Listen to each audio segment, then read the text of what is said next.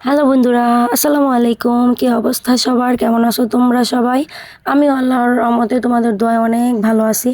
আমার ভাইয়ের জন্মদিন অথচ আমি জানি না। আমাকে মনে করায় দেয় আমার ছোট বোন।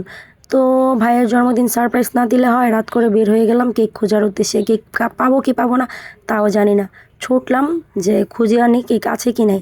তো বের হয়ে গেলাম, বের হয়ে যেয়ে কোনো লাভ হলো না। রাস্তার মধ্যে এরকম জ্যাম, প্রায় 15-20 মিনিট জ্যামের মধ্যে বসেছিলাম। এখনও আমি কিন্তু এই যে জ্যামের মধ্যে বসে আমি একটু ভিডিও করতেছিলাম নিজের চেহারার কি অবস্থা। আর আমি ভিডিওর মধ্যে আসলেই সবার আগে আমার হিজাবের মধ্যে হাত যায় যে হিজাবটা ঠিকঠাক আছে কিনা। প্রতিটা ভিডিওতে কিন্তু তোমরা দেখবা যে আমার সেম এই অবস্থা। এই তো জ্যাম ছুটছে কোনো মতো, তাও ওই সাইডে কিন্তু এখনও জ্যাম আছেই। এই তো বের হয়ে গেলাম। এই দেখো পাঞ্চি একটা নাম আছে রেস্টুরেন্ট, তোমরা যারা গাউসিয়াতে আসবা এই পাঞ্চিতে কিন্তু খাইতে পারো, মজাই। তারপর একটু ফার্মেসিতে গেলাম, ওষুধ নেওয়ার দরকার ছিল, ওষুধ নিয়ে তারপর চলে আসলাম কেক নিতে। আর ছোটোখাটো আমি এই গোলুমুলু একটা কেক নিলাম, ছোটোর মধ্যে গোলুমুলু।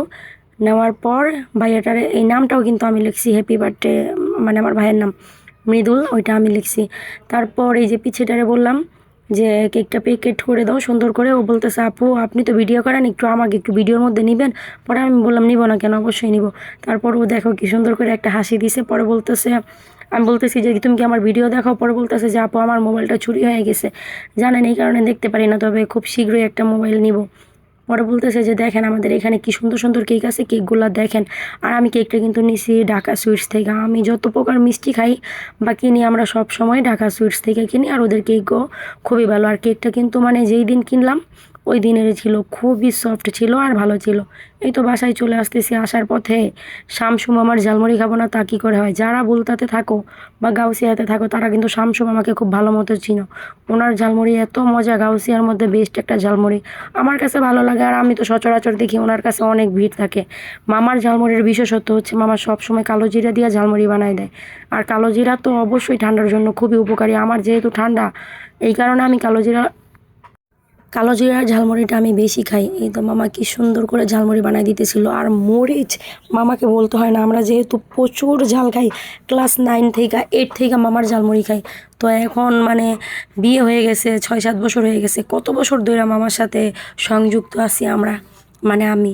তো এই যে ঝালমুড়ি খাচ্ছি, বাসায় এসে ঝালমুড়ি খাইতেছি, আবার সবাই কাঁদতেছি। এটা দুঃখের কান্না না, এটা হচ্ছে ঝালের কান্না। তো ঝালমুড়ি খাইতেছি আর আম্মু বলতেছে যে এরকম ঝালমুড়ি আনছস, তুই কি না খাওয়ানোর লেগে আনছ? মারছো রে